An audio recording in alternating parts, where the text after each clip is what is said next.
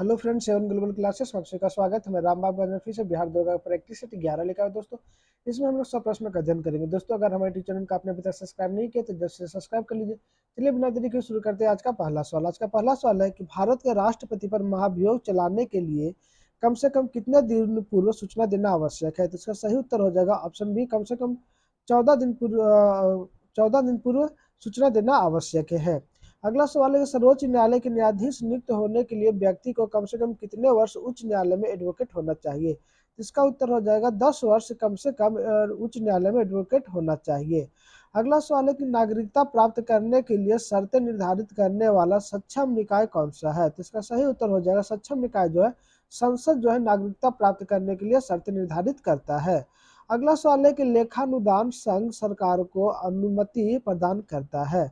तो निश्चित अवधि के लिए भारतीय संचित निधि से धन निकालने के लिए अनुमति प्रदान करता है लेखानुदान संघ सरकार। अगला सवाल है कि संविधान के भाग और उसके विषय का सही मिलान करें। एक तरफ भाग दिया और एक तरफ उसके विषय दिया हुआ है। तो भाग 4 में जो राज्य के नीति निर्देशक तत्व का वर्णन किया गया, भाग 8 में संघ राज्य क्षेत्र का वर्णन किया गया, भाग 17 में राजभाषा का वर्णन किया गया और भाग 18 में आपात उपबंध किया गया। तो ऑप्शन सी जो है इसका सही हो जाएगा। अगला सवाल है कि भारतीय संविधान के किस अनुच्छेद के तहत राष्ट्रपति वित्त आयोग की सिफारिश को संसद के प्रत्येक सदन के समक्ष रखवाता है। तो इसका सही उत्तर हो जाएगा ऑप्शन बी, अनुच्छेद 281 के अंतर्गत।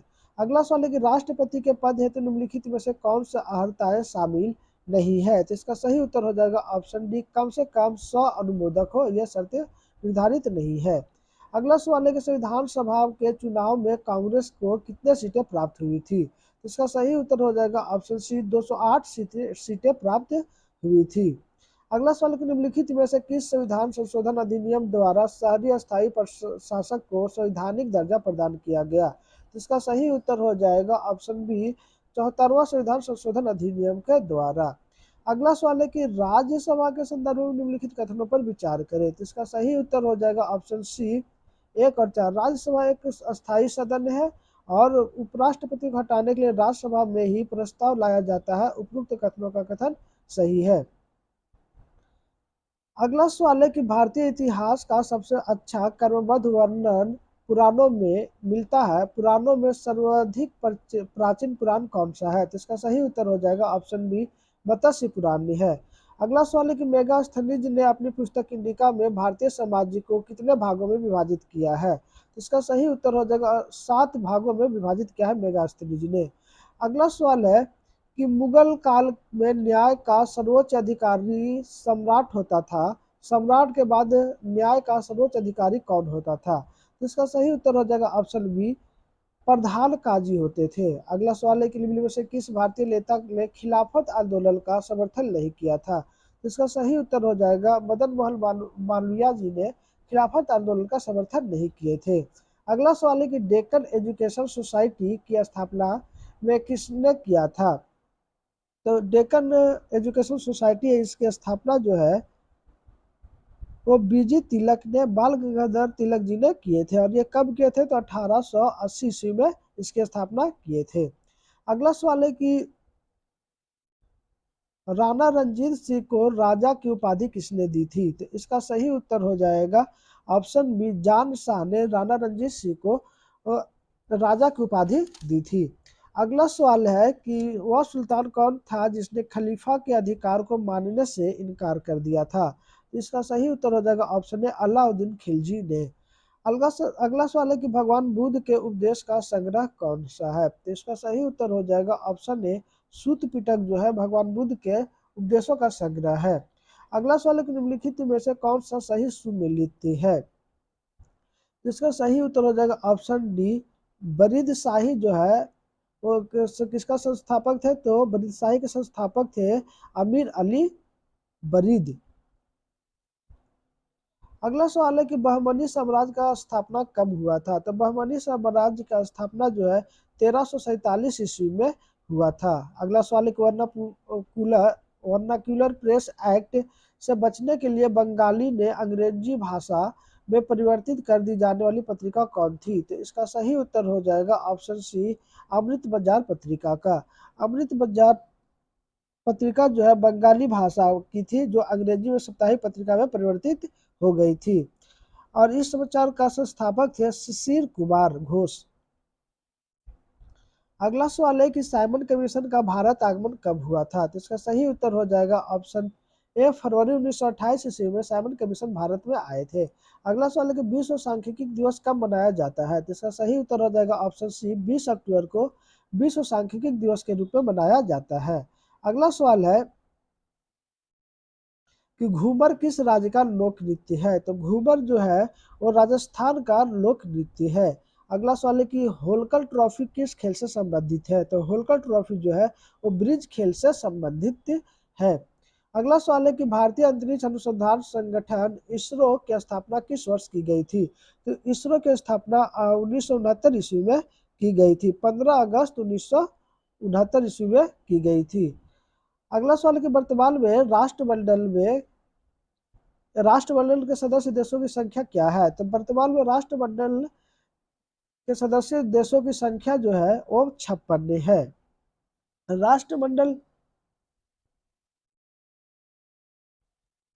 राष्ट्रमंडल की स्थापना जो है 1926 ईस्वी में की गई थी।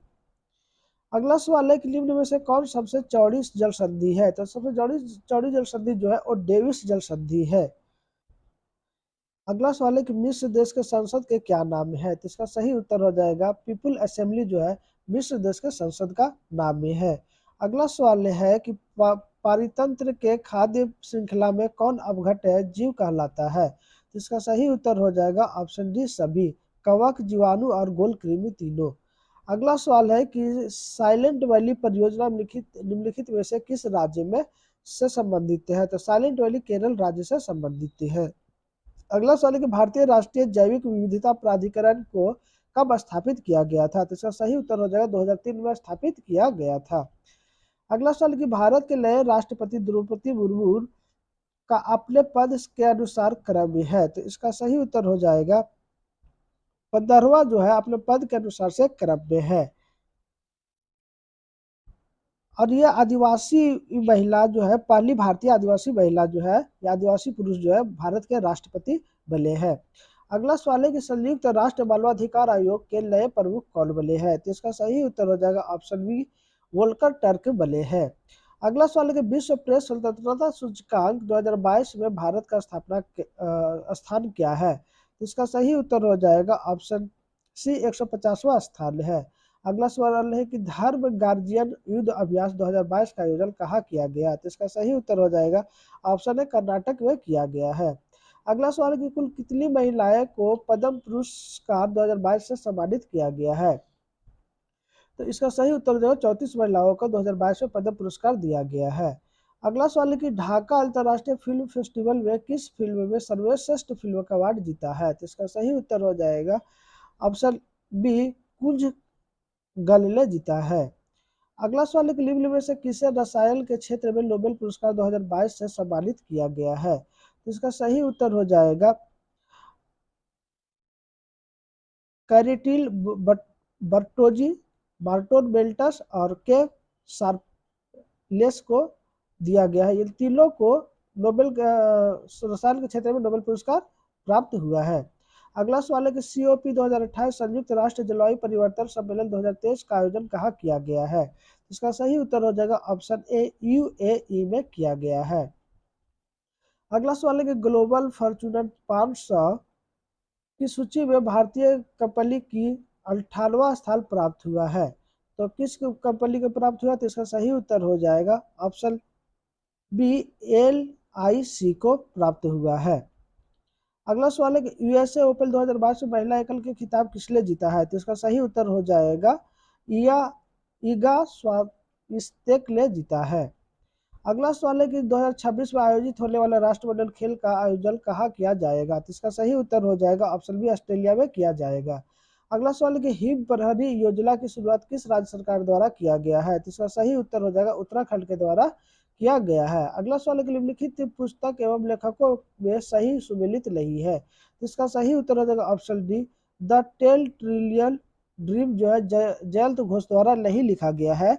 द 10 ट्रिलियन घोष जो है ये पूर्व वित्त सचिव सुभद्रा चंद्र गर्ग द्वारा लिखा गया है। सुभाष चंद्र गर्ग द्वारा लिखा गया है। अगला सवाल है कि राष्ट्रीय जनजाति महोत्सव का आयोजन 2022 में कहाँ किया गया है? तो इसका सही उत्तर हो जाएगा रायपुर में किया गया है। अगला सवाल है कि प्रधानमंत्री नरेंद्र मोदी ने अटल ब्रिज का उद्घाटन किस नदी पर किया है? तो शरावती नदी पर प्रधानमंत्री नरेंद्र मोदी ने अटल ब्रिज का उद्घाटन किया है। ये जो ब्रिज है कितना लंबा मीटर है? तो अटल ब्रिज जो है 300 मीटर लंबा है और 14 मीटर जो है कि चौड़ा है। अगला सवाल है कि जल विद्युत एवं सौर ऊर्जा से संचालित भारत का पहला हवाई अड्डा कौन सा है? तो इसका सही उत्तर हो जाएगा ऑप्शन ए इंदिरा गांधी हवाई अड्डा। अगला सवाल है कि विश्व का सबसे लंबी राजमार्ग सुरंग अटल सुरंग की चौड़ाई कितनी है? तो इसका सही उत्तर हो जाएगा ऑप्शन बी 10.5 मीटर चौड़ा है। अगला सवाल है कि कुंभ मेला को किस वर्ष अमूर्त सांस्कृतिक विरासत की सूची में शामिल किया गया है? तो इसका सही उत्तर हो जाएगा 2017 में अमूर्त सांस्कृतिक विरासत की सूची में शामिल किया गया है। अगला सवाल है कि कच्चे इस्पात के उत्पाद में भारत का स्थान विश्व में कौन सा है? तो इसका सही उत्तर हो जाएगा दूसरा स्थान है। अगला सवाल है कि मेडिसिन फ्रॉम द स्काई परियोजना की शुरुआत किस राज्य सरकार द्वारा किया गया है? तो इसका सही उत्तर हो जाएगा तेलंगाना राज्य के द्वारा किया गया है। अगला सवाल है कि काजूवेली आर्द्र भूमि क्षेत्र का संबंध किस राज्य से है? तो इसका सही उत्तर हो जाएगा तमिलनाडु राज्य से है। अगला सवाल है कि भारतीय नौसेना द्वारा किस पनडुब्बी को हाल ही में सेवा मुक्त किया गया है? तो इसका सही उत्तर हो जाएगा ऑप्शन ए INS सिंधु ध्वज को सिंधु ध्वज पनडुब्बी को सेवा मुक्त किया गया है। अगला सवाल है कि मासिक धर्म स्वच्छता प्रबंधन योजना प्रारंभ करने वाला बिहार का पहला जिला कौन सा है? तो इसका सही उत्तर हो जाएगा ऑप्शन डी पूर्णिया जिला है। अगला सवाल है कि हाल ही में लिली रे का निधन हो गया, उनका संबंध किस क्षेत्र से था? तो इसका सही उत्तर हो जाएगा लिली रे जो थे वो साहित्य के क्षेत्र से संबंधित रखते थे। अगला सवाल है कि जनजाति गौरव दिवस प्रतिवर्ष मनाया जाता है। तो जनजाति गौरव दिवस जो है प्रतिवर्ष 15 नवंबर को मनाया जाता है। अगला सवाल है कि निम्नलिखित में से कौन सा जलप्रपात राजस्थान में स्थित नहीं है? तो इसका सही उत्तर हो जाएगा राजस्थान में जो है पायकारा जलप्रपात जो है स्थित नहीं है। पायकारा जलप्रपात जो है वो तमिलनाडु में स्थित है, तमिलनाडु में स्थित है। बाकी चुलिया पुलासा और मेनाल जो है वो राजस्थान में स्थित है। अगला सवाल है कि प्रसिद्ध पर्वत कंचनजंगा किस हिमालय का भाग्य है? तो इसका सही उत्तर हो जाएगा हिमाद्री हिमालय का एक भाग है कंचनजंगा। अगला सवाल है कि दिए गए विकल्पों में से राज्य से होकर भारत का मानक समय नहीं गुजरता है। इसका सही उत्तर हो जाएगा झारखंड राज्य से होकर नहीं गुजरता है। अगला सवाल है कि भूटान के साथ कितने राज्य भारतीय राज्य सीमा साझा करता है? तो इसका सही उत्तर हो जाएगा 4 राज्य भूटान के साथ सीमा साझा करता है, सिक्किम, असम, पश्चिम बंगाल और अरुणाचल प्रदेश। अगला सवाल है कि एल्जिला जलप्रपात किस देश में स्थित है? तो एल्जिल जलप्रपात जो है वो वेनेजुएला में स्थित है। अगला सवाल है कि आर्कटिक एवं बेरिंग सागर को कौन सा जल बंडरूप मध्य जोड़ता है? तो इसका सही उत्तर हो जाएगा बेरिंग जल डबरूप मध्य जो है वो अटलांटिक और बेरिंग सागर को जोड़ता है। अगला सवाल है कि माली की राजधानी कहाँ है? तो माली की राजधानी बमाको है। माली की राजधानी जो है वो बमाको है। अगला सवाल है कि कौन सा बंदरगाह पश्चिमी घाट तट पर स्थित नहीं है? तो इसका सही उत्तर हो जाएगा कोलेरू जो है वो पश्चिमी तट पर स्थित नहीं है। अगला सवाल है कि फेरम निम्नलिखित में से किसका लैटिन नाम है? तो फेरम जो है लोहा का लैटिन नाम है। अगला सवाल है कि निम्नलिखित में से कौन सा एक जल प्रदूषक नहीं है? तो इसका सही उत्तर हो जाएगा आर्सेनिक जो है जल प्रदूषक नहीं है। अगला सवाल है कि बिहार में पानी के किस रसायन का साधारण अधिक है? तो इसका सही उत्तर हो जाएगा आर्सेनिक का बिहार में पानी का साधारण अत्यधिक है। अगला सवाल है कि निम्नलिखित पर विचार कीजिए। हाइड्रोजन के ऑक्साइड, नाइट्रोजन के ऑक्साइड और सल्फर के ऑक्साइड दिया हुआ है। इस कारक उपयुक्त में से कौन सा अम्लीय वर्षा के कारक की है? तो इसका सही उत्तर जो हो जाएगा नाइट्रोजन के ऑक्साइड और सल्फर के ऑक्साइड हो जाएगा। तो 2 और 3 जो है ऑप्शन बी सही हो जाएगा। अगला सवाल है, टमाटर किस अम्ल का प्राकृतिक स्रोत है? तो इसका सही उत्तर हो जाएगा ऑक्जेलिक अम्ल का टमाटर जो है प्राकृतिक स्रोत है। अगला सवाल है कि सोडियम हाइड्रोक्साइड का उपयोग किया जाता है? तो सोडियम हाइड्रोक्साइड का उपयोग जो है साबुन के निर्माण में किया जाता है। अगला सवाल है कि यूरिया आमतौर पर इस्तेमाल किए जाने वाले नाइट्रोजन आधारित उर्वरक है जो अमोनिया और किसके बीच रासायनिक अभिक्रिया द्वारा तैयार किया जाता है? तो अमोनिया और कार्बन डाइऑक्साइड के रासायनिक अभिक्रिया द्वारा तैयार किया जाता है। अगला सवाल है कि नाभिकीय विखंडन में निम्नलिखित में से कौन सा किरणें नहीं निकलती है? तो इसका सही उत्तर हो जाएगा ऑप्शन डी, अवरक्त किरणें नहीं निकलती है। अगला सवाल है कि निम्नलिखित में से किसकी कमी के कारण मानव शरीर में धीमी वृद्धि होती है? तो इसका सही उत्तर हो जाएगा ऑप्शन सी, प्रोटीन के कमी के कारण। अगला सवाल है कि लांगफली के पौधे में प्रकाश संश्लेषण निम्नलिखित में से किस भाग में होता है? तो इसका सही उत्तर हो जाएगा ऑप्शन ए, तना में होता है। अगला सवाल है कि अनुवांशिकी की चिकित्सा के अंतर्गत अनुवांशिक विकार के साथ पैदा हुए बच्चों के उपचार हेतु पैदा हुए बच्चों के उपचार हेतु जीन को व्यक्ति के किस भाग से लिया जाता है? तो इसका सही उत्तर हो जाएगा ऑप्शन ए, कोशिका से लिया जाता है। अगला सवाल है कि रक्त वाहिका में रक्त का थक्का नहीं बनने का कारण क्या है? तो इसका सही उत्तर हो जाएगा ऑप्शन डी, हीरेपिल के कारण रक्त का थक्का नहीं बनता है। अगला सवाल कि निम्नलिखित में से किस विटामिन को शरीर में संचित नहीं किया जा सकता है? तो इसका सही उत्तर है ऑप्शन सी, विटामिन सी को शरीर में संचित नहीं किया जा सकता है। अगला सवाल है कि रुधिर के प्लाज्मा में निम्नलिखित में से किसके द्वारा एंटीबॉडी निर्मित होता है? तो इसका सही उत्तर हो जाएगा ऑप्शन बी, लिम्फोसाइट के द्वारा एंटीबॉडी निर्मित होता है। अगला सवाल है कि तंतु पास्थी संधि कहाँ पाई जाती है? तो इसका सही उत्तर हो जाएगा कपाल में तंतु पास्थी संधि पाई जाती है। अगला सवाल है कि निम्नलिखित में से कौन सा मानव शरीर के समन्वय प्रणाली है? तो इसका सही उत्तर हो जाएगा तंत्रिका और अल्पस्रावी तंत्र जो है मानव शरीर का समन्वय प्रणाली है। अगला सवाल है कि सर्केटिन हार्मोन किसके द्वारा स्रावित होता है? तो सर्केटिन हार्मोन जो है वो ग्राही द्वारा स्रावित होता है। अगला सवाल है कि यदि पृथ्वी पर गुरुत्वाकर्षण बल अचानक लुप्त हो जाए तो वस्तु के भार एवं द्रव्यमान पर क्या प्रभाव पड़ेगा? तो इसका सही उत्तर है शून्य हो जाएगा। अगला सवाल है कि निम्न में से कौन सा सदिश राशि नहीं है? तो इसका सही उत्तर हो जाएगा ऑप्शन सी, आयतन जो है सदिश राशि नहीं है। आयतन कौन सी राशि है? तो अदिश राशि है। अगला सवाल है कि धौली का तारत्व या तिछिलता का निर्धारण किससे होता है? तो इसका सही उत्तर हो जाएगा ऑप्शन ए, ध्वनि की आवृत्ति से होता है। अगला सवाल है कि विद्युत परिपथ में फ्यूज का तार को लगाया जाता है। तो विद्युत परिपथ में फ्यूज के तार को गर्म तार और ज्वित तार में लगाया जाता है। अगला सवाल है कि निकट दृष्टि दोष के संबंध में निम्नलिखित में से कौन सा कथन गलत है? तो इसका सही उत्तर हो जाएगा ऑप्शन डी, प्रतिबिंब का रेटिना पर बनना यह गलत है। अगला सवाल है कि किसी चालक तार के तापमान में होने पर प्रतिरोध पर क्या प्रभाव पड़ता है? तो इसका सही उत्तर होगा वह जो प्रभाव जो है प्रतिरोध बढ़ जाता है। अगला सवाल है कि नौशादर और नमक के मिश्रण को किस विधि से पृथक किया कर सकते हैं? तो इसका सही उत्तर हो जाएगा ऊर्ध्वपातन विधि के द्वारा नौशादर और नमक को मिश्रण को अलग कर सकते हैं। अगला सवाल है कि संपीड़नों का निर्माण उस स्थान पर होता है जहां वायु दाब होता है। तो इसका सही उत्तर हो जाएगा जहां वायु दाब उच्च होता है वहीं पे संपीड़नों का निर्माण होता है।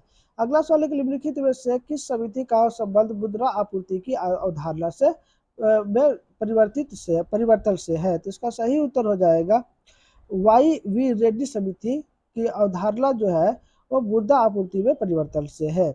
अगला सवाल है कि किसान को साख की उपलब्धता सुनिश्चित करने हेतु क्रेडिट कार्ड योजना की शुरुआत कब की गई? तो क्रेडिट कार्ड की शुरुआत जो 2013-14 में की गई थी। अगला सवाल है कि भारत में मुद्रा निर्गत हेतु निम्न में से कौन सी प्रणाली अपनाई गई है? तो इसका सही उत्तर हो जाएगा ऑप्शन ए, न्यूनतम आरक्षित प्रणाली को अपनाई गई है।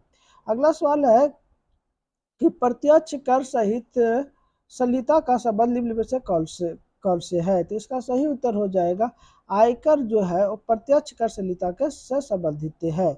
अगला सवाल है कि भारत में प्रथम विशेष आर्थिक क्षेत्र की स्थापना कहाँ की गई थी? तो इसका सही उत्तर हो जाएगा कांडला में जो है भारत में प्रथम विशेष आर्थिक क्षेत्र की स्थापना की गई थी। धन्यवाद दोस्तों, हमारा वीडियो आप लोग कैसा लगा कमेंट करके जरूर बताएं। दोस्तों अगर हमारे यूट्यूब चैनल को आपने अभी तक सब्सक्राइब नहीं किया है तो जल्द से जल्द सब्सक्राइब कर लीजिए। हम लोग फिर से मिलते हैं अगले वीडियो में, तब तक के लिए जय हिंद जय भारत।